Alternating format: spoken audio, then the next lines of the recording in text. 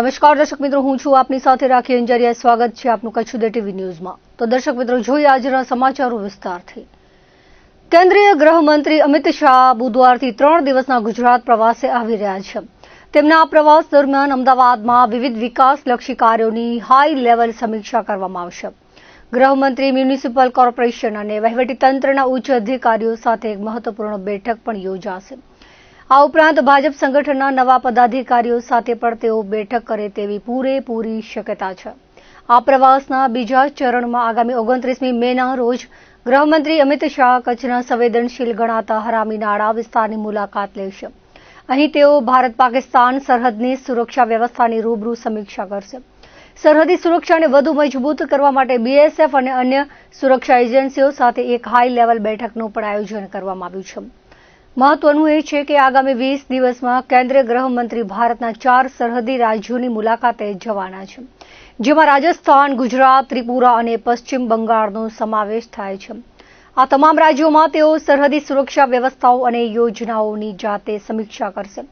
આ પ્રવાસને લઈને ગુજરાતના વહીવટીતંત્ર અને સુરક્ષા એજન્સીઓ દ્વારા તમામ તૈયારીઓ પૂર્ણ કરી લેવામાં આવી છે. ભાજપની કાર્યપદ્ધતિ અને સામાન્ય કાર્યકર્તાઓ પ્રત્યેના સન્માનનું વધુ એક ઉત્કૃષ્ટ ઉદાહરણ ગાંધીધામમાં જોવા મળ્યું છે.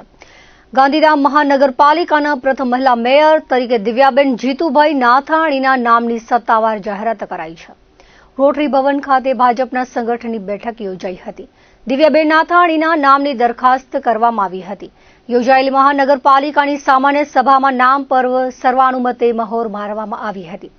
સભામાં હાજર સભ્યો અને આગેવાનોએ તાળીઓના ગડગડાટ સાથે નિર્ણયને વધાવી લીધો હતો.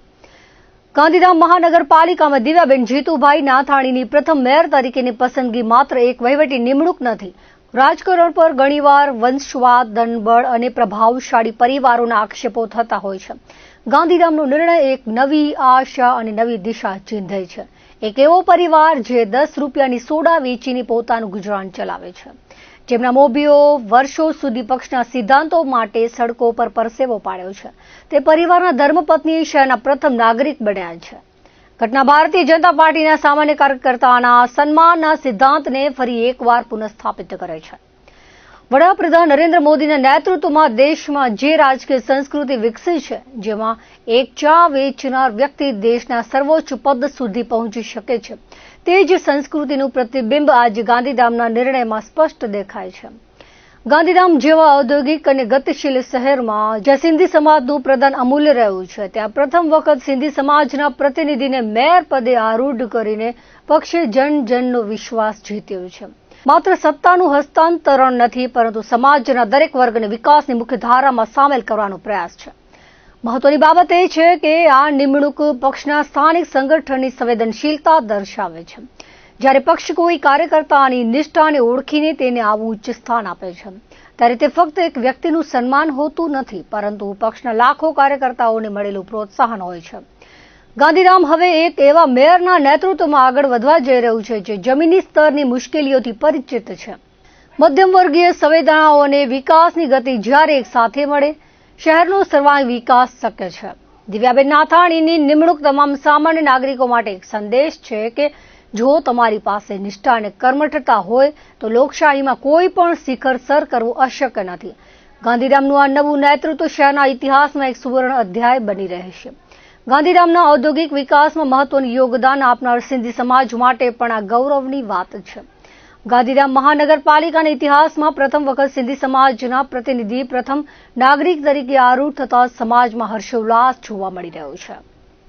જે ભારતીય જનતા પાર્ટીએ મારા પર જે વિશ્વાસ મૂકી અને જે મને મેયર પદે વરણી મારી થઈ છે, તે બદલ હું હૃદયપૂર્વક પૂરા ભારતીય જનતા પાર્ટી, માનનીય આપણા મોદી સાહેબ, માનનીય ગુજરાતના મુખ્યમંત્રી શ્રી ભૂપેન્દ્રભાઈ અને પૂરી ભારતીય જનતા પાર્ટીને ખૂબ ખૂબ હૃદયથી આભારી છું, જેઓએ મારા પર વિશ્વાસ રાખ્યો છે. અને આ વિશ્વાસને હું ક્યાંય તૂટવા નહીં દઈશ અને આગળ સારી રીતે નિભાવીશ. એ માટે જે રોડ, રસ્તા અને લાઇટ ને પાણી, એ માટે તમે અડધી રાતે પણ ફોન કરશો ને તો અહીંયા હું તમને હાજર મળીશ. ખાવડા આરી પાર્ક તરફ જતા માર્ગ ઉપર મંગળવારે વહેલી સવારે એક પવનચક્કીના ટ્રેલર અને ડમ્પર વચ્ચે ભયંકર અકસ્માત સર્જાયો હતો. આ ગમખ્વાર અકસ્માત એટલો પ્રચંડ હતો કે ડમ્પરની કેબિનનો કૂર્ચો બોલી ગયો હતો અને ઘટના સ્થળે જ એક વ્યક્તિનું કરુણ મોત નીપજ્યું હતું. ઈજા પામનારને 108 મારફતે જીકેમાં લાવવામાં આવ્યા હતા, જેમાં તેઓને ફરજ પરના તબીબે મૃત જાહેર કર્યા હતા. 33 વર્ષીય સંદીપ કુમાર દિનેશભાઈનું મોત થયું હોવાનું હોસ્પિટલ ચોકીએથી જાણવા મળ્યું છે. દુર્ઘટનાની જાણ થતાં જ પશ્ચિમ કચ્છની ખાવડા પોલીસ તાત્કાલિક સ્થળ પર પહોંચી ગઈ હતી અને મૃતદેહને પીએમ અર્થે ખસેડી અકસ્માત અંગે ગુનો નોંધી આગળની કાયદેસરની તપાસ હાથ ધરી છે. સ્થાનિકોના જણાવ્યા અનુસાર કચ્છમાં નિયમોની એસી તેસી કરીને બેફામ દોડતા પવનચક્કીના ભારે વાહનોના કારણે અવારનવાર આવા જાનલેવા અકસ્માતો સર્જાતા રહે છે. વારંવાર નિર્દોષ લોકો ભયંકર અકસ્માતનો ભોગ બનીને જીવ ગુમાવી રહ્યા હોવા છતાં વહીવટી તંત્ર અને આરટીઓ વિભાગ હજુ સુધી ઘોર નિદ્રામાં હોય. કોઈ નક્કર કામગીરી ન થતા લોક રોષ જોવા મળી રહ્યો છે. ગાંધીધામ ભચાઉ નેશનલ હાઈવે પર પડાણા ગામ નજીક આવેલી મિની પંજાબ હોટલના પાર્કિંગમાંથી ટ્રેલરમાં છુપાવી રાખેલો વિદેશી દારૂનો જથ્થો ઝડપી પાડ્યો હતો. પૂર્વ કચ્છ એલસીબીને મળેલી બાતમીના આધારે 8,53,000નો વિદેશી દારૂ અને બિયર સહિત દારૂ કબજે કર્યો હતો. સાથે trailer, Creta car, mobile phone તથા રોકડ સહિત મળીને 45,18,000નો મુદ્દામાલ કબજે કર્યો છે. ટ્રેલર ચાલક હનુમાન રામ જાંગુ, ક્રેટા કાર ચાલક રવિન્દ્રસિંહ કેરનોદ તેમજ હરિરામ કુલડિયા અને ત્રિલોક ગોદારાને ઝડપી પાડવામાં આવ્યા છે. દારૂનો જથ્થો ભરાવનાર અને મોકલનાર શંભુસિંહ હરિસિંહ રાઠોડ સહિત અન્ય એક વોન્ટેડ આરોપીને શોધવા માટે પોલીસે તપાસ તેજ કરી છે. ભુજના લોટસ કોલોની વિસ્તારમાં તંત્ર દ્વારા હાથ ધરવામાં આવેલી દબાણ હટાવવાની કામગીરી દરમિયાન સ્થાનિક રહીશો દ્વારા ભારે સૂત્રોચ્ચાર સાથે ઉગ્ર વિરોધ પ્રદર્શન કરવામાં આવ્યું હતું. અસરગ્રસ્ત નાગરિકોએ તંત્ર પર પક્ષપાતપૂર્ણ અને અન્યાયી કાર્યવાહી કરવાનો ગંભીર આક્ષેપ કર્યો છે. સ્થાનિકોનું કહેવું છે કે માર્ગ પહોળો કરવાની આ પ્રક્રિયા નિયમ અનુસાર એક તરફથી કરવાને બદલે વચમાંથી જ ગરીબોના આવાસો તોડીને શરૂ કરવામાં આવી છે. આ વિસ્તારમાં આવેલા ઉચ્ચ પોલીસ અધિકારીના બંગલાની સરકારી જમીનનો ખૂણો બચાવવા માટે થઈને વહીવટી તંત્ર સામાન્ય અને ગરીબ પ્રજાના આસિયાને ઉજ્જડ કરી રહ્યું હોવાનો આક્રોશ લોકોએ ઠાલવ્યો હતો. અગાઉ આ મામલે જિલ્લા કલેક્ટર સમક્ષ રજૂઆત કરાઈ હતી અને તેમણે યોગ્ય આશ્વાસન પણ આપ્યું હતું, પરંતુ આ કાર્યવાહી પૂર્વે જ તેમની બદલી થઈ ગઈ છે. ફરી તંત્ર દ્વારા બળ પ્રયોગ કરવામાં આવશે તો આંદોલનકારીઓએ સામૂહિક આત્મવિલોપન અને જેલ ભરો જેવા અત્યાંતિક પગલાં ભરવાની ખુલ્લી ચેતવણી આપી છે, જેને પગલે સમગ્ર લોટસ કોલોની વિસ્તારમાં ભારે તંગદિલી વ્યાપી ગઈ હતી. અમે એક સિમ્પલ માંગણી કરીએ છીએ. આજે સાહેબો આવ્યા છે, રાતના જ આવીને ઘર સુધી માપણી કરી ગયા છે. અત્યારે સાહેબ એમ કહે છે કે અમે રોડ છે એટલું જ લઈએ છીએ. તો અમારું ખાલી એક જ સિમ્પલ સવાલ છે કે ભાઈ આઈજીના બંગલાથી જે માપણીમાં આવે છે એ કે પછી તોડશું, તો પછી શું કામ તોડશો? સિમ્પલ છે, વાદ વિવાદ ઉભો જ નહીં થાય. તમે ત્યાંથી તોડતા આવો તો અમે પણ તોડવા દેશું, પણ એના માટે જે એમ કે છે કે તમે આ તોડવા નહીં દો તો અત્યારે પોલીસ ફોર્સ બોલાવશું. તો શું અમે આતંકવાદી છીએ? અમે ગુંડા છીએ? અમે બુટલેગર છીએ? અમે કોણ છીએ? અહીંયા પબ્લિક રહે છે, બાલ બચ્ચા છે, બધાના નાના નાના ઘર બધા લઈને બેઠા છે. નગરપાલિકા જવાબદાર હોય તો નગરપાલિકાના બધા અધિકારીઓ અહીંયા હાજર થાય. જેમ બેને હમણાં વાત કરી એમ અત્યારે આગળ આઈજી સાહેબના બંગલા પાસે માર્કિંગ કરવામાં આવ્યું છે એવું અહીંયા ભ્રમ ફેલાવવામાં આવે છે. અને જ્યારે કોઈ પણ રોડ બનતો હોય તો એ રોડનું કટિંગ કરવામાં આવે તો એ લાઈન બાય લાઈન કરવામાં આવે, તો વચ્ચેથી આ લોકો તોડી રહ્યા છે. જે લોકોના વસાહત છે, લોકોના ઘર છે, કેમ કે સામાન્ય લોકો છે, એમનું બોલવા વાળું કોઈ નથી. એમના નાના બાળકો ભલે ને રોતા હોય, આ મોંઘવારીની હાલતમાં એ ભલે ભર વિહોણા થઈ જાય એ ચાલશે, પરંતુ આઈજી સાહેબનો એક ખૂણો ન તૂટવો જોઈએ. અને જ્યારે અમે એનો વિરોધ કર્યો તો ત્યારે આ પોલીસ તંત્રને પોતે ફોન કરીને આ લોકો બોલાવે છે કે છે વધારે પોલીસ બોલાવો. ટપરગામ ખાતે અપહરણ કરવામાં આવ્યું હતું, જે ગુનાનો પોલીસે ભેદ ઉકેલી લીધો છે. દુધઈ પોલીસ દ્વારા 6 દિવસમાં 6 આરોપીઓને ઝડપી પાડ્યા છે. પોલીસ ઇન્સ્પેક્ટર એનબી ડોડિયા અને ટીમે ટેકનિકલ સર્વેલન્સ તથા હ્યુમન ઇન્ટેલિજન્સના આધારે આરોપીઓને શોધી કાઢ્યા હતા. આ કેસમાં લક્ષ્મણ ઉર્ફે લખમણ કોલી, મહેશ ઉર્ફે ચકલી કોલી, અશોકભાઈ કોલી, બાવલા કોલી, સુનિલ કોલી અને રાહુલ કોલીને ઝડપી પાડ્યા હતા. આરોપીઓ પાસેથી ગુનામાં વપરાયેલી ઇકો કાર, મોટરસાયકલ તથા ધારિયું કબજે કરાયું છે. ગુનાની વધુ તપાસ શરૂ કરાઈ છે.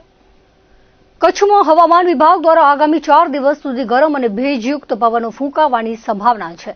આગાહી વચ્ચે જિલ્લાના વિવિધ વિસ્તારોમાં તીવ્ર વેગ સાથે પવન ફૂંકાવાનું શરૂ થયું હતું. તેજ ગતિના વાયરાના કારણે માર્ગો પર ધૂળની ડમરીઓ ઉડતી જોવા મળી હતી, જેના લીધે વાહન ચાલકો અને રાહદારીઓને ભારે હાલાકીનો સામનો કરવો પડ્યો હતો. વાતાવરણમાં એકાએક આવેલા બદલાવ અને ગરમ તેમજ ભેજવાળા પવનોના મિશ્રણને કારણે સમગ્ર પંથકમાં ભારે ઉકળાટ અકળામણનું સામ્રાજ્ય વ્યાપી ગયું હતું. આશ્ચર્યજનક રીતે મહત્તમ તાપમાનમાં પારામાં 1 થી 1.5 ડિગ્રી જેટલો સાધારણ ઘટાડો નોંધાયો છે, છતાં હવામાં રહેલા અતિશય ભેજના પ્રમાણને લીધે નાગરિકો અસહ્ય બફારાથી ત્રાસી ગયા હતા અને પરસેવે રેબઝેબ બન્યા હતા. જિલ્લામાં અંજાર અને ગાંધીધામ સંકુલમાં મહત્તમ તાપમાન 39.7 ડિગ્રી સેલ્સિયસ જેટલું ઊંચું નોંધાયું હતું, જ્યારે જિલ્લા મથક ભુજમાં 37.6 ડિગ્રી સેલ્સિયસ તાપમાન રહ્યું હતું. ઉપરાંત ઔદ્યોગિક નગરી કંડલા પોર્ટમાં 36 ડિગ્રી અને સરહદી વિસ્તાર નલિયામાં 35 ડિગ્રી મહત્તમ તાપમાન અંકિત થયું હતું. તમામ વિસ્તારોમાં લઘુત્તમ તાપમાનનો પારો 27 થી 28 ડિગ્રી સેલ્સિયસની વચ્ચે સ્થિર રહ્યો હતો, જેના કારણે રાત્રિના સમયે પણ લોકોને ગરમીથી કોઈ ખાસ રાહત મળી ન હતી. દિવસ દરમિયાન સરેરાશ 11 થી 16 કિલોમીટર પ્રતિ કલાકની ઝડપે ફૂંકાયેલા પવનોએ સૂર્યના આકરા તાપની તીવ્રતામાં થોડો ઘટાડો જરૂર કર્યો હતો, પરંતુ આ પવન પોતાની સાથે ભેજ લઈને આવતો હોવાથી વાતાવરણમાં ઉકળાટની અનુભૂતિ વ્યાપક પ્રમાણમાં વધી ગઈ હતી. હવામાન વિભાગના સત્તાવાર સૂત્રોના જણાવ્યા અનુસાર હાલમાં વાતાવરણમાં કોઈ મોટા પલટા કે પશ્ચિમી વિક્ષેપની શક્યતાઓ નહિવત છે. પરિણામે આગામી દિવસોમાં પણ આ જ પ્રકારે ગરમ અને ભેજવાળા પવનોનું જોર યથાવત રહેશે, જેને કારણે નાગરિકોએ હજુ પણ આવી જ અસહ્ય અકળામણ અને બફારાનો સામનો કરવા તૈયાર રહેવું પડશે. કચ્છનો રણ પ્રદેશ અને વાતાવરણની વિષમતા વચ્ચે દર વર્ષની જેમ આ વર્ષે પણ ધરતીપુત્રો ચોમાસાની આતુરતાપૂર્વક રાહ જોઈ રહ્યા છે. આગામી ચોમાસું કેવું રહેશે તે અંગેના સૌથી મોટા અને મહત્વના સંકેતો સામે આવ્યા છે.